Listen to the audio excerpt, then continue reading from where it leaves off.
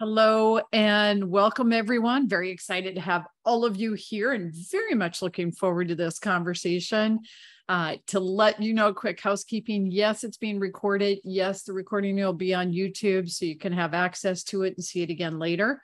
Hoping that everybody's still comfortable staying live and participating because we really want to have that going on. Definitely an important piece of it. For me, I think it is a privilege to have Cathy here and to introduce her. She is part of the team at the Center for Coaching Certification. We love having her on the team. She's an amazing trainer and an amazing coach. You can see from there, she is a PCC, in addition to all the great credentials with the Center for Coaching Certification. She's also certified in the EQI and the EQ 360 assessments. She is focused on both executive and leadership coaching, working with Fortune 500 companies, nonprofits, the federal sector, the private sector. So very much out there. And in addition to that, she does work full-time. So this is all in her free time on the side, if you will.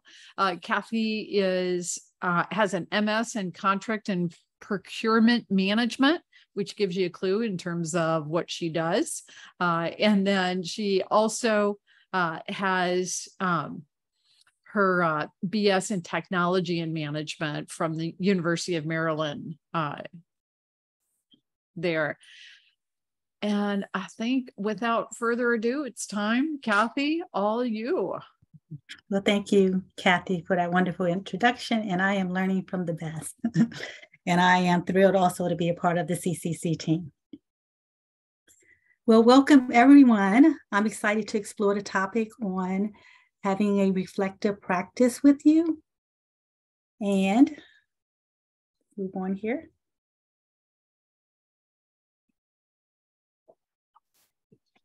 A reflective practice had been key for me continuing to develop as a coach. It has created a space for me in many ways to be transformed internally and then externally to make a powerful, lasting impact, not only in my effectiveness as a coach, but also in my clients' effectiveness. The webinar explores what is a reflective practice, the value of a reflective practice, and ways to grow as a coach through having a reflective practice. So my question to all of you is, what are the challenges you are facing growing as a coach? And our ideal, everyone, is to get all of you putting comments in the chat box in response to that question, and then hopefully have a volunteer or two come on live and discuss that with Cathy. So if you want to come on live, raise your hand, let us know. And everyone, please do put your challenges in the chat box.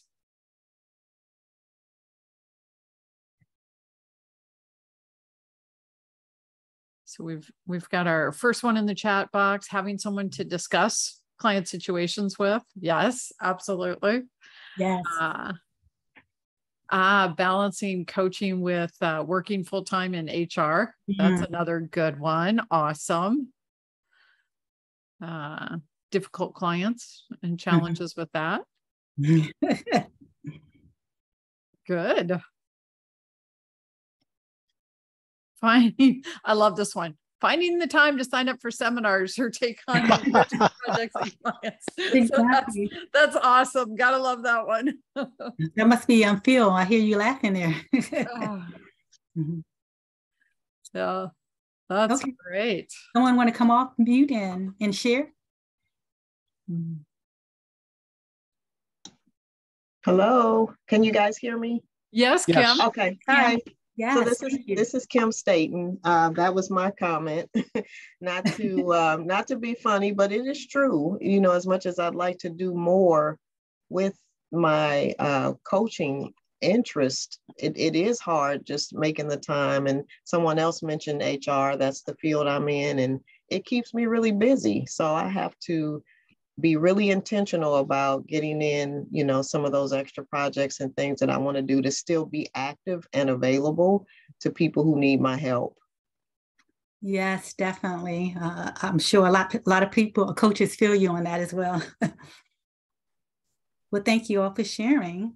Having a reflective practice can help you significantly develop your competencies and grow as a coach. In this webinar, we will learn what is a reflective practice, the value of a reflective practice, and ways to significantly grow through a reflective practice. Reflective practice is the ability to reflect on one's actions so as to engage in a process of continuous learning. Being reflective as a coach should be continuous and ongoing as to enhance one's development and the effectiveness of coaching the client. On a deeper level, it is being aware of one's beliefs, thoughts, and behavior, and exploring the meaning behind them to make a positive change to further grow in your profession as a coach. I will add, your reflection can also confirm what you are already doing really well and what you want to keep doing more of.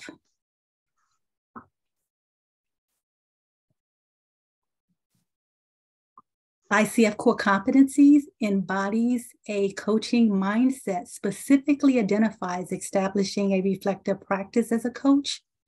We will look at examples under the ICF core competencies of how to apply being reflective as a coach.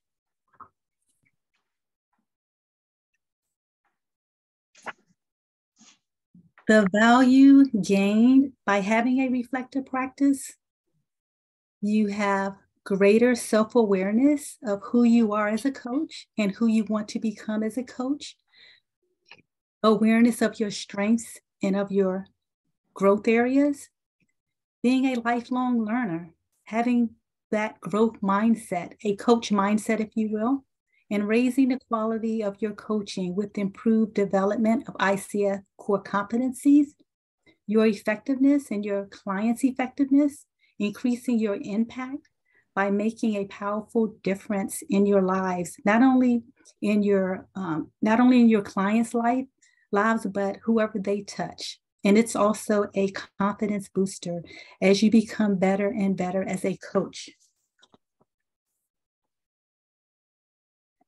My challenges of establishing a reflective practice early on was I wasn't sure how it works.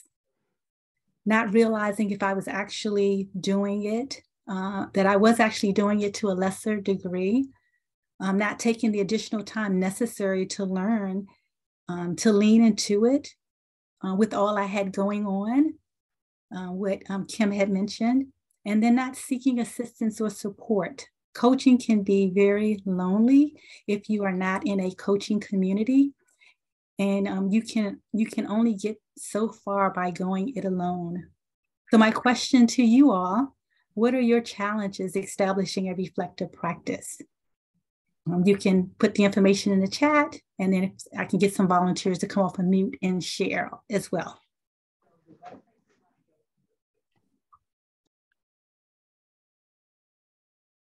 You're on mute, Cathy. Yeah, I'm trying to be polite here. So we're getting such a similar answer. Making time for it. The time factor. And we've got 3 people saying that. So yeah. And at the same exact instant. Exactly. Kind of funny. Yeah. Lack of engaging in a community. Good.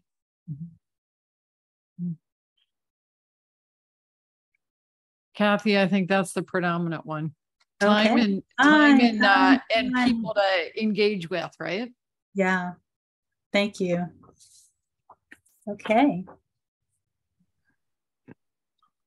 I want to point out that these are not the only ways to grow as a coach, but these are highly effective ways to grow significantly as a coach.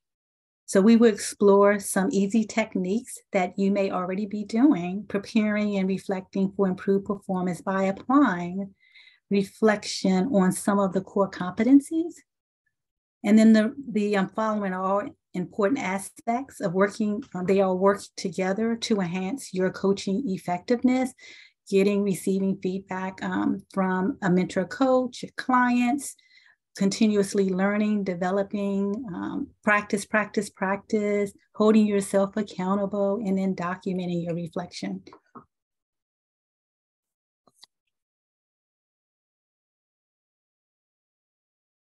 So for the first one, we will explore examples of what a reflective practice looks like for each of these core competencies that we have here.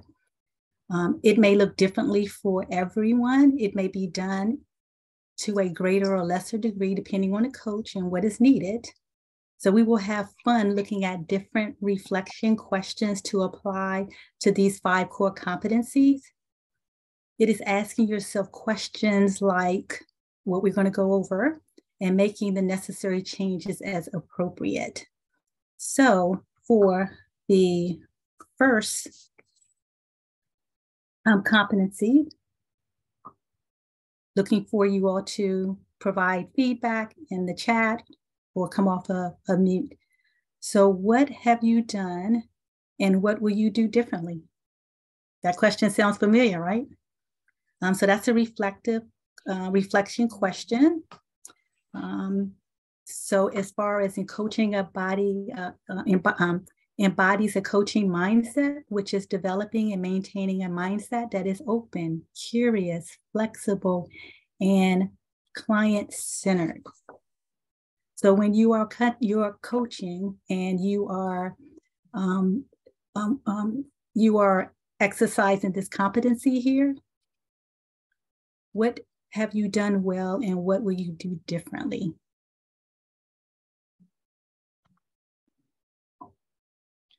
I'm sharing one idea in the chat box. Who's got another one?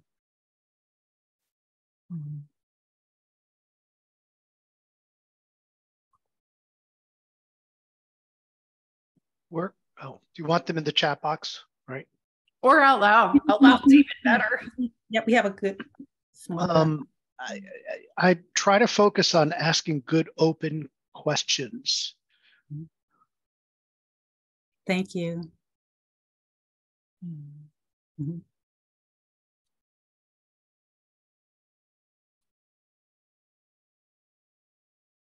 What about staying? Go ahead, Cathy. Susan? Oh, thanks. Sometimes what I do is I don't always have those 5 minutes between sessions. Sometimes I'm back to back. So what I do in the morning, when I know I have a back-to-back afternoon or something, in the morning, I'll sit down and I'll get my notes for each client and read back what we talked about the last time, what I managed to take notes on, remind myself. And that usually gets me a lot of, reminding. And then I write out some questions that I think I could ask them in the session that day that's coming up. So I'm already kind of thinking around like, what could they be working on? And I remind myself of what questions to ask them. And I write them out so they're in my face when I'm taking notes in the session. And it reminds me a little bit. And it's kind of takes the pressure off of thinking on my feet, as it were. Thank you. Do you have a specific example for embodying a coaching mindset that you focus on? I don't know. Maybe I don't know. That's hard. I think I'm hearing what you're saying, Susan, is that idea of sitting and reflecting on everybody before your day starts is your prep for that. Pretty much, yeah. Yeah. So I'm trying to get into the right mindset, knowing that I'm going to be squished for time between calls with people. Exactly. Yes. I do something similar. I'll set up a half hour. I probably use half of that for a person. And in addition to taking a look at the prior session notes, I have a a sheet or a separate doc file where I keep notes about the person, the people that are important in their lives. I can quickly scan the list of topics that they've gone over in prior sessions. I find that useful to get myself centered for the client. And at times I'll do what Susan does. I'll do that for everybody that's up for that day, or maybe I'll do it the day before. Yeah. Yeah. Good examples there. Embodying a coaching mindset.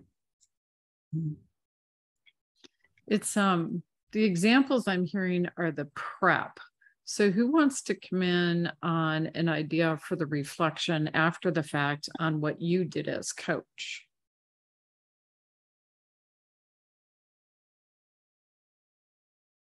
Can I use the example of the recording? Yeah. Listening, I wish I could listen to each session, because I learned a lot listening to myself. I found things that I repeated that I need to stop doing. I noticed that, and this is after you reviewed it, Cathy, I noticed that when I did not ask a good open question, that the client gave off some sense of they chuckled, or they didn't get the question. They didn't understand my statement or my question. So asking open questions always elicited a good response, whereas asking something that was a closed or a leading or a negative elicited, as an example, a chuckle and then a pause. So going through and listening to prior sessions, maybe I should do that once, pick one a month and see what I did, type of thing. Yes, So that's a wonderful example. Having the core competencies close to you as well. Right. And having Cathy or somebody as a mentor to go through a session and give you feedback on it, I think that should be on the list. Yeah, it is. We're going to hit that separate. Yes. Okay, so the next question, think about before your coaching session. And we kind of covered some of that. What are you thinking about working on during the session, and giving examples of what that looks like for Cultivates trust and safety? Create a safe, supportive environment that allows the client to share freely.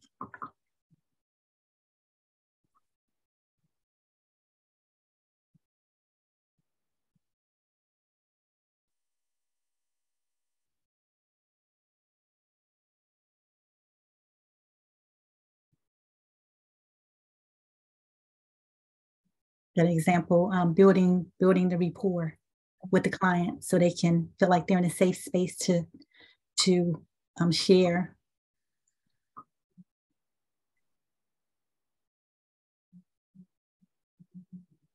What are other examples?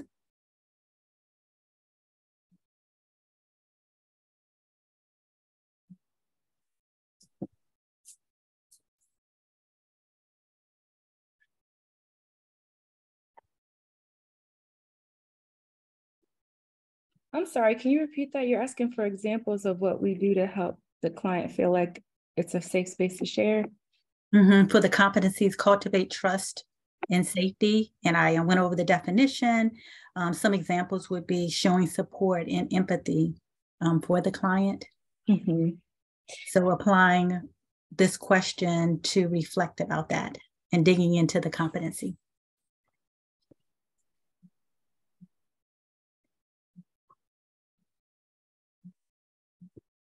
I say one thing, I mean, I don't know how it could be big or small, I guess, depending on the situation, but I remember even in training, it was something we talked about with Cathy. It's like not necessarily being overly responsive to certain things that they're saying. Like I try to be maintain like the active listening and maybe nodding sometimes, but not reacting, overreacting or underreacting to things that they're saying, so that I'm not like leading them by my response. But I try as much as possible to leave the space open. Even sometimes like I work in higher education, so I'm talking to students and coaching them. I don't know what they're going to say to me, but I try to keep myself in a space where I'm listening, I'm open, but it's like a non-judgmental thing. That's the word that comes to mind, just non-judgmental. So I try to remain neutral and non-judgmental in that space as much as possible, so that folks feel comfortable and that they don't feel like they're going to be judged. I know that's a big thing for people, of just not wanting to be judged. And when you can create a space where someone over time trusts you enough to know that you're not going to judge them, they can be a lot more open and free flowing in conversation with you. Yeah. Yes, definitely. One of the things I really rely on is using their words, using the words that they use to refer to different people, places, projects, whatever. I try to remember their words because I want them to see me as part of their world. Mm-hmm. Yes. Mm-hmm. So I'm hearing reflecting on that, using their words, reflecting on ensuring that I'm coming across as non-judgmental, that I'm open, that I'm showing empathy.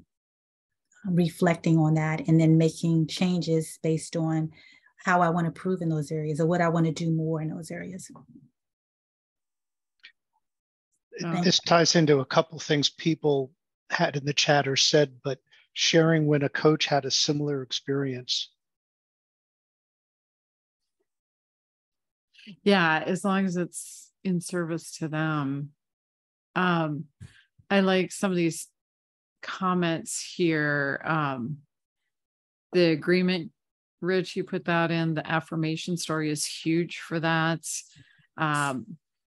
Do some work up front to establish credibility, confirming they have a private space, the probing questions, acknowledging responses, be understanding, confirming it's still a good time, helping them feel they are not alone, showing empathy, being attuned to their style of communication. Let's see, look at their current role, their past work history, and then ask good questions. Agreement on the non-judgmental,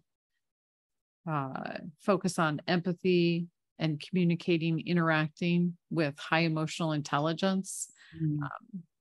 Letting the client speak, allow for silence. Not needing to jump in while they're processing. So that's good. And then, with the internal ones, letting them know it's not going to be shared, the confidentiality of it.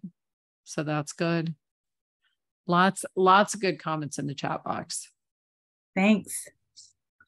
So the next one, maintains presence. So you can also do a reflection while you're actually in the session, and you notice things that you would do differently or more of. So give some examples of maintaining presence, which covers.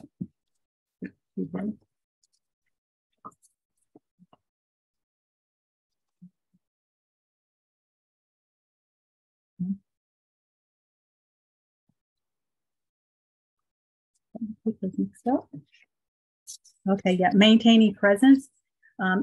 Explore examples of being fully conscious and present with the client, exploring a style that is open, flexible, grounded, and confident. So what's some examples of that you're doing in the session, and then you kind of course correct?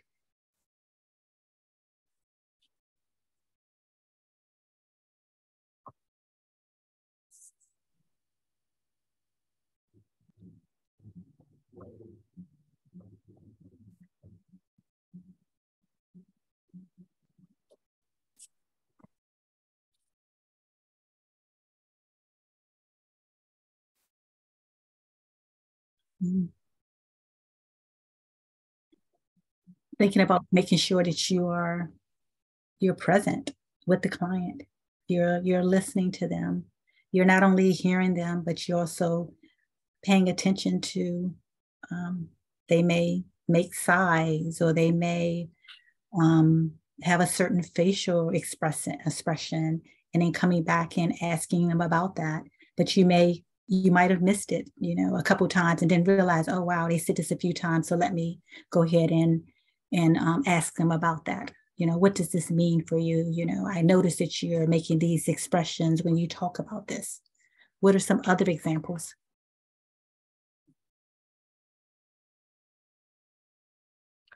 So in the chat box, you've got setting the attention, that you're very present during the coaching session. Oh, I love that one. Yeah. Set aside the smart question. You're prepared. Got to do that because it's got to be in the moment, right?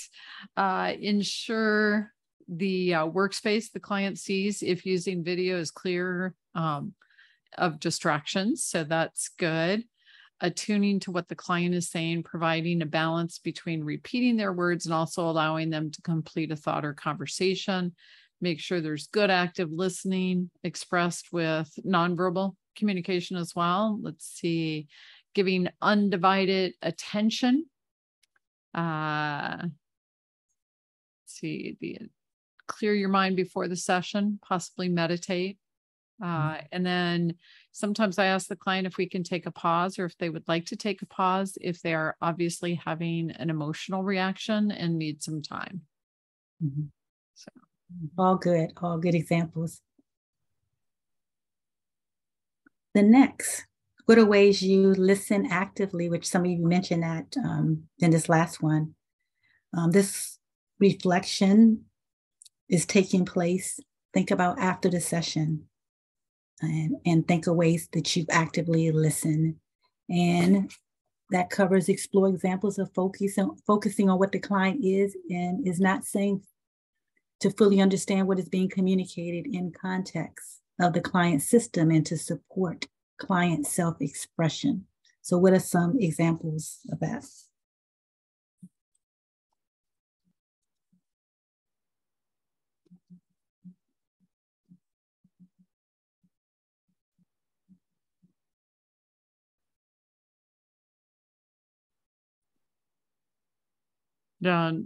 Kate's comment is listening actively very much includes being fully present. So true. Yeah, connected, definitely. Yeah. Others wants to come off of mute?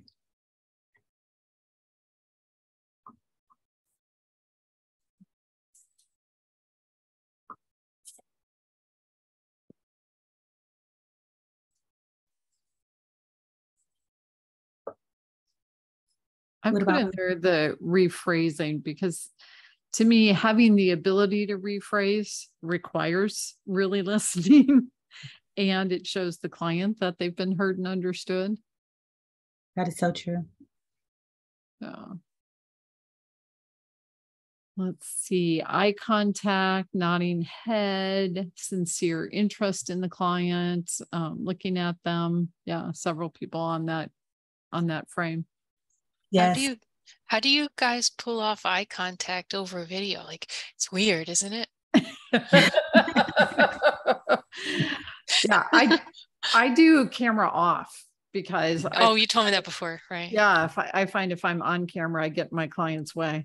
They're watching my reaction instead of doing their own thinking. Mm-hmm. So, do you mandate that, Cathy? I thought we gave the client the choice for that. Clients do have choice. I invite them to experiment with both, because what I find is once they experience off camera, they realize how much better it is. Yeah, I have a couple that remain on camera. Most of them are off. Yeah. It's when I'm off camera, I can take notes and not worry about them watching the top of my head.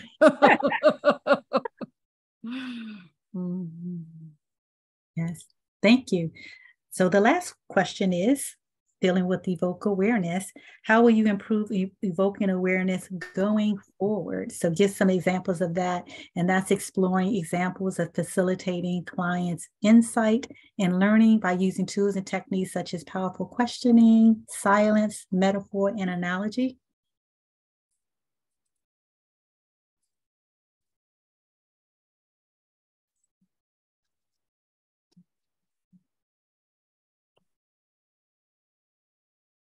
I use all kinds of analogies with my clients, whether it's a search and rescue mission and what's their role, or basketball team, or a gold rush expedition. That was a new one somebody threw at me yesterday. I was like, that sounds like fun. Wow.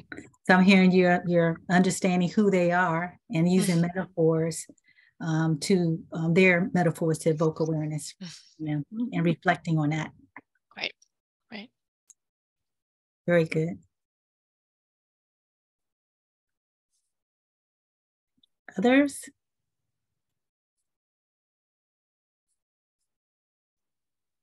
Rich put in powerful questions, and I agree with that. Absolutely.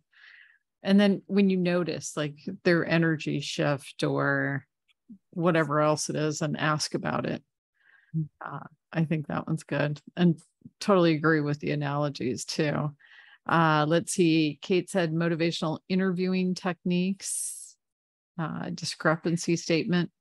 Yeah, and then What's agreement on. Sorry.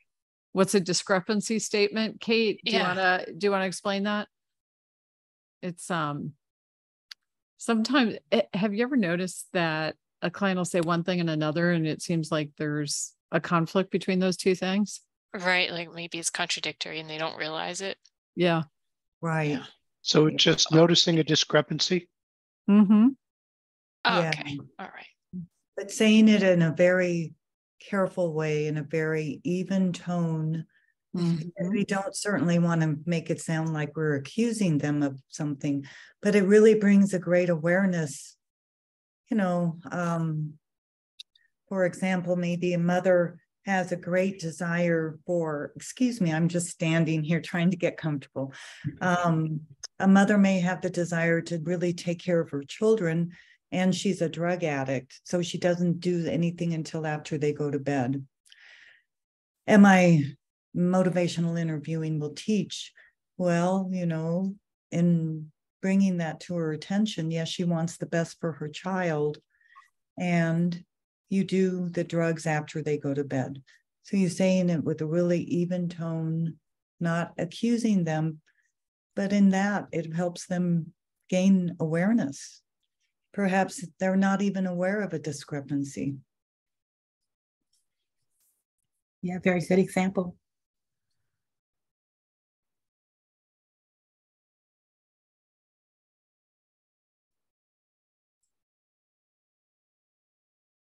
I'm sorry, did you say something else, Cathy? No, I said that was a very good example. Thanks for explaining that to us. You're welcome.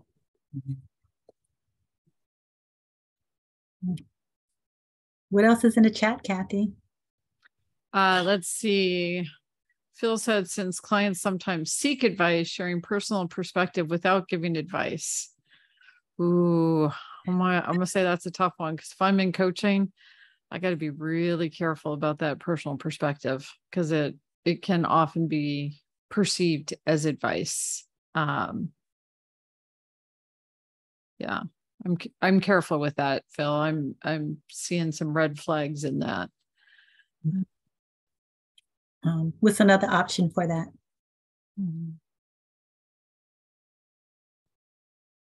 Don't give advice. Yeah, and be really careful with our own experiences. Brainstorming is an option, as long as we make sure it's truly a brainstorm. Javier's variation to me in a brainstorm, some people may find it useful to do this, and then you have a different idea, making sure you have multiple ideas. I also like asking them, if you were giving someone else advice, what advice do you have for them? Or it's a good coaching question. Yeah, if you ask for advice, what advice will people give you? Yeah, one I've used several times is, if you were your manager, what would you do? If you were the CEO, if you had no restrictions, what would you do? Yes. Well, all of these were great examples of reflection questions that you can ask yourself as a coach. And it sounds like you all are doing a wonderful job doing this. So I just want to say great job for your participation. You can most certainly dig deeper into your beliefs, your thoughts, your behaviors behind them as you feel necessary.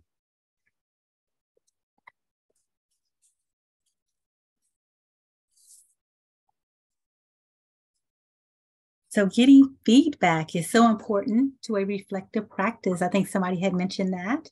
Having a mentor or coach to work with you on strengthening your coaching competence is so important that ICF has 10 hours of mentor coaching as a requirement to get your ICF credential on all levels. How many of you are asking for feedback from your clients on how the session went?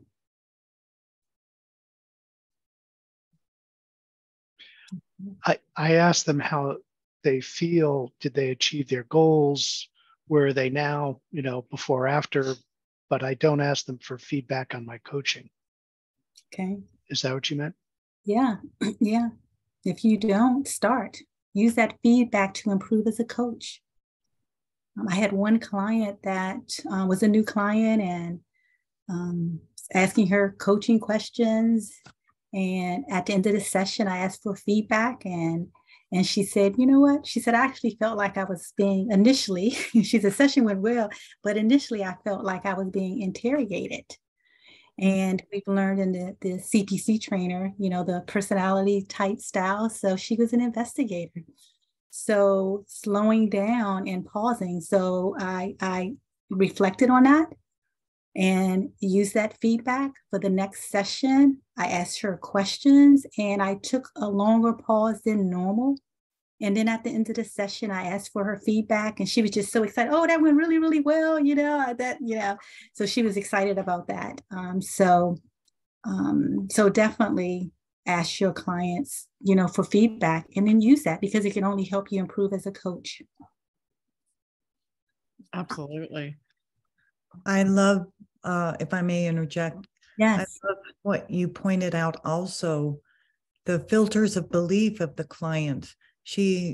Your example here of being in, her line of work with interrogation, and now the experience she had with you with asking questions is probably a reflection of her line of work, but yet great that you did that reflection to then one little change made a huge difference on how you approached her. That's exactly. Example. And I think that goes to possibly trust and safety. I bet she would trust you more and feel safer in the environment if you're interacting with her, matching her style. Mm-hmm. Exactly. And building that rapport, having a good rapport setup. Mm-hmm. Okay. I had a client one time. It was really interesting because I love brainstorming and coming up with a whole bunch of ideas. I had a client tell me, I can't do that. 2 ideas and I got to stop. It's overwhelming beyond that. So that was really interesting and learn just, okay, that's their capacity. That's what they want. That's how I adjust. So, yes. Okay. So what happens when you are not learning and developing as a coach?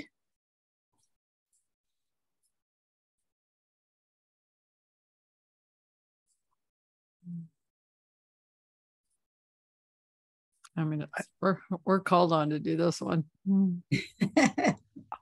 I don't know for sure, but I would like to offer up that if you're not trying to improve, then you're also not just staying put. You're actually backsliding. Yeah. It's probably subtle, but once you sort of move away from trying to improve, I think you start to backslide. Mm-hmm. You're not going to be effective as a coach. Right. No. This is a requirement by ICF. Mm-hmm. We have to do this. Yeah. Yeah, y'all do continuing ed with us. We all do it for ICF. In addition to the free webinars we do, hopefully you're all noticing, ICF has like 10 different communities of practice. So if you are a member, which means you've done at least your certified master coach level and can join the ICF. All those communities of practice are free, and you can go to as many of those webinars as you want. So. Thank you. Little plug there, just because we just hosted an ethics community of practice webinar in Spanish, Javier.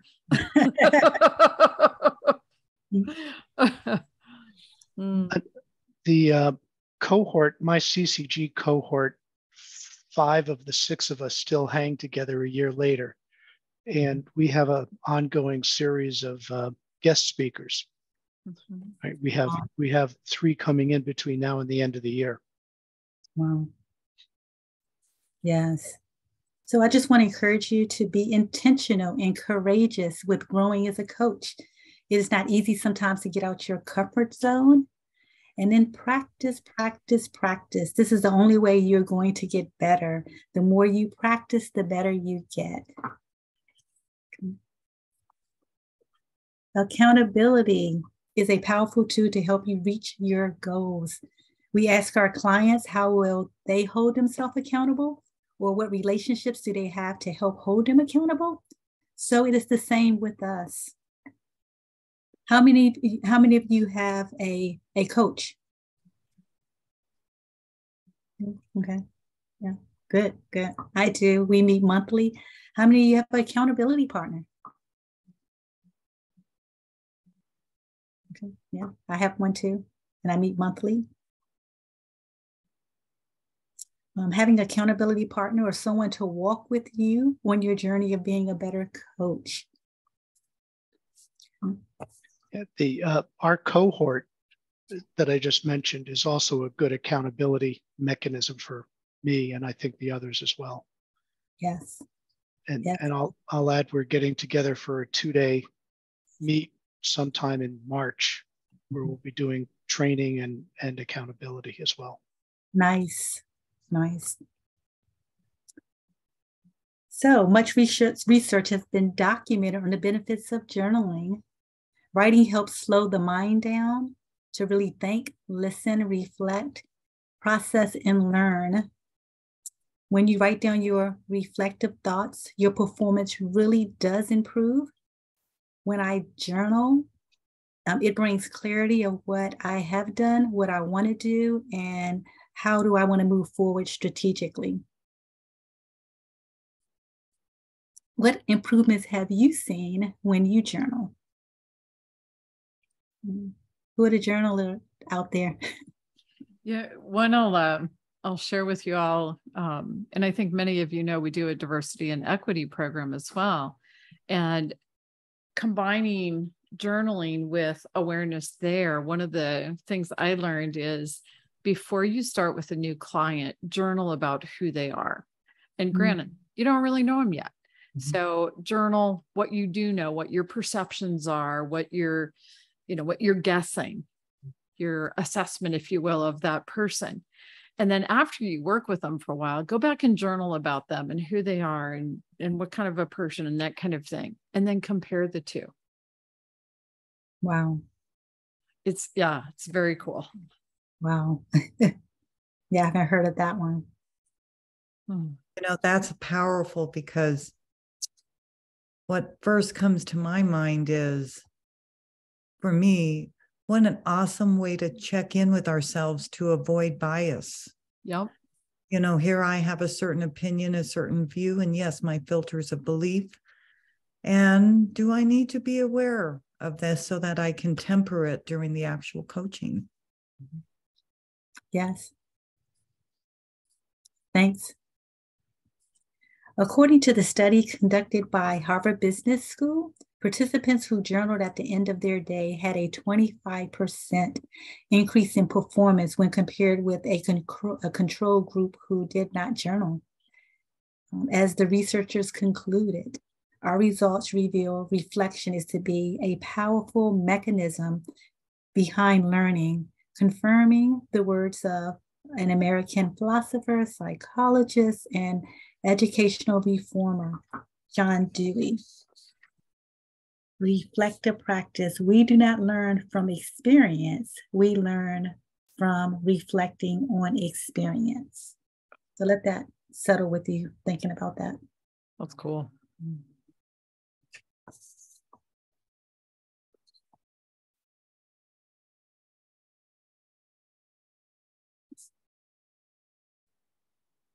What are your thoughts about that quote?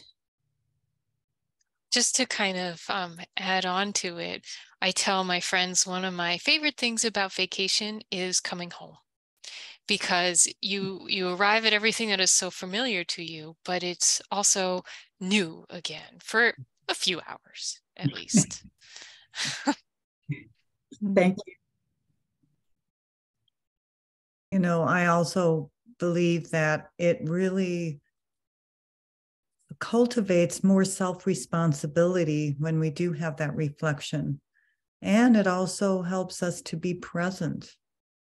You know, how did I show up with that client? What did I do? Was there something I can improve? And how is this client different than another client? And I'm coming up with all kinds of questions. What techniques did I not use and maybe I can use with this particular client? What techniques am I not using on a regular basis that actually would be very supportive for these kinds of clients, you know, like maybe low income populations, which is the majority of the clients I deal with. But yeah, that reflection is so powerful. Thank you. Thank you. I like Kelly's comment, plan time to just think. And it's kind of funny because so often we feel guilty if we take time where we're not doing anything. We're supposed to be working or doing something. And in coaching, we're actually supposed to have time to just think nothing, so that we have that self-care going on. Mm-hmm. Yeah, creating that space for ourselves. Mm-hmm.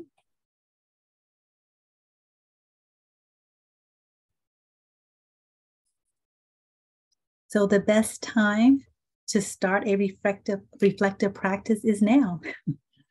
It sounds like that you all are doing it to a certain extent already. Think about new ways on how you can reflect and learn and grow, and be intentional about it.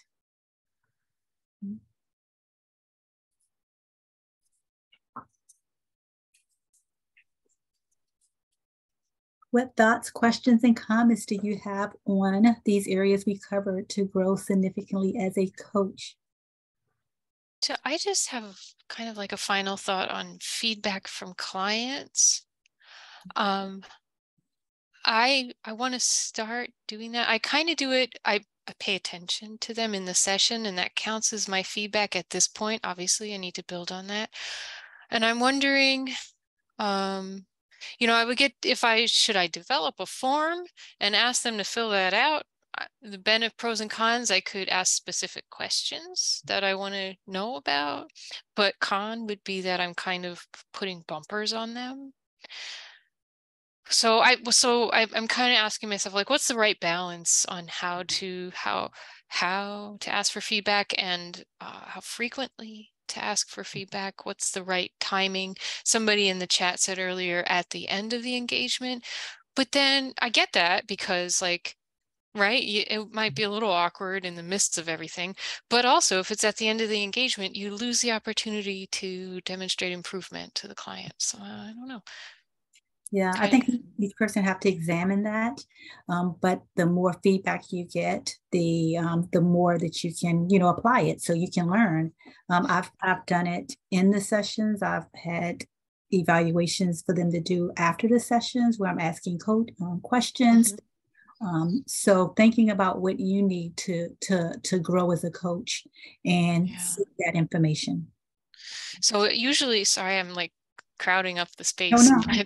But usually in a session towards the end, if not at the very end, I'll ask questions around, like, how are they feeling? What kind of insights are they taking with them? What's standing out to them? That sort of thing.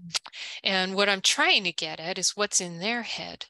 But at least half of the time, they overinterpret that question, and they go on to say like, this is great, this has been so informative, blah, blah, blah. And I'm like, I'm not asking about that kind of stuff. I want to know the specifics there. So when I try to kind of ask them how they're doing, and they overinterpret it into feedback, and then I don't know what to do with that information. And I just say thank you and try to move on. I don't know if that mirrors any of your experience. It depends. Sometimes they may say that. I ask specifically, what have you learned? What insights have you gained? Mm-hmm. And that focus them on themselves. And then I ask at the end of the session, what was valuable for you? What was beneficial for you? So I just clarify it, and that seems for them to answer the question based on the way I asked it. I like Cathy's things that she threw into the chat. I've shamelessly stolen those. Thank you, Cathy. I just did too. The other thing that I've used, and this conversation made me realize I could probably use it for feedback as well, is Cathy's what worked well and what would you do differently? Mm-hmm. Right. What do you recommend be done differently? Mm-hmm. Got to get rid of that poison word. Where's that dollar jar? Right? Inflation. Too funny. Yes. Other thoughts, questions, comments before we close? There was one that I added to one of the things under Cultivate, Trust, and Safety. For myself, I added managing potential COIs, right? I've had a couple potential conflict of interest show up, and you have to manage them well. Yes. An example of how you manage that, the conflict of interest? Yeah, I was coaching one person in our cohort, and I picked up, this is when I was still employed, and I picked up another client in the company, and then that client got hired by the person I was coaching in the cohort. So I wound up having a discussion with both of them, making sure they understood what the situation was, and asked them if they were okay with it. And they said yes, and we proceeded. Good example. Did you run it through the decision tree? I didn't need the tree. That one was pretty easy. Yes. Thanks. So I have a question for you all. How is this webinar valuable for you, and what will you do differently? And I want to point out that this is a reflection question. I got a lot of great ideas from you guys. And I think what I will do differently is I will schedule myself an hour over the next 3 weeks to figure out what I'm going to do differently. Thank you. Excellent question. I am going to put into my schedule maybe like 5 minutes, and later change it if I need to more time, but at least just start with 5 minutes after each client session and really just reflect, how did it go? What did I do right? What could I improve on? And also I'm going to ask clients for feedback. Been a really great, very informative workshop here. Thank you. Thank you.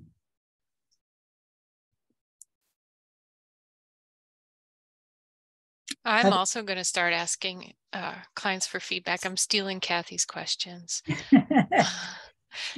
Because, I like those questions because the way they're worded, and because I feel like it's going to be a benefit to the client just to ask those questions, even if they don't have great answers, even if they tell me, oh no, it's fine, they might, but to ask those questions implies that they have some agency in it.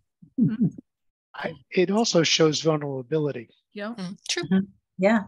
Yes, definitely. That's a powerful thing, showing vulnerability. That really cultivates even more trust. It shows that we're human too. Wow, that's such a great comment, Rich. Yes.